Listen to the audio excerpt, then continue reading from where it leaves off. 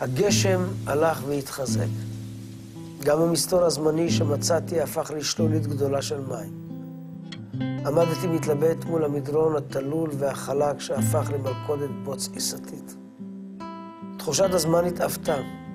לא יכולתי לדעת עוד כמה שעות אור נשארו, ומתוך ידיעה שאני חייב להגיע לעיר לפני רדת החשיכה, תלשתי ענף מחודד מאחד העצים, ובעזרתו התחלתי לגשש את דרכי לאט לאט במורד השביל. ציפור שעברה מעל לראשי הסיחה את דעתי, עקביי החליקו על קבוצת אבנים רטובה, איבדתי את שיווי המשקל ונפלתי מעולף באפיסת כוחות במורד התלול, נחבט באבנים ובסלעים.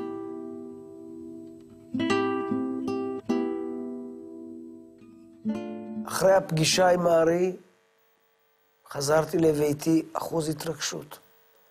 יומיים שלמים הסתגרתי בחדרי וביקשתי מהבורא שייתן לי כוח להידמות לארי. שלא אעצור לרגע בדרכי אל הבורא.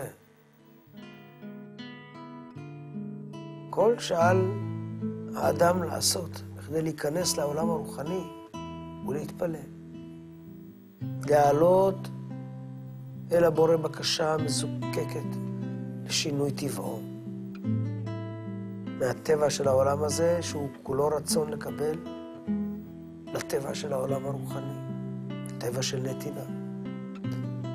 אדם שנמצא תחת שליטת הרצון לקבל לא יכול לשנות את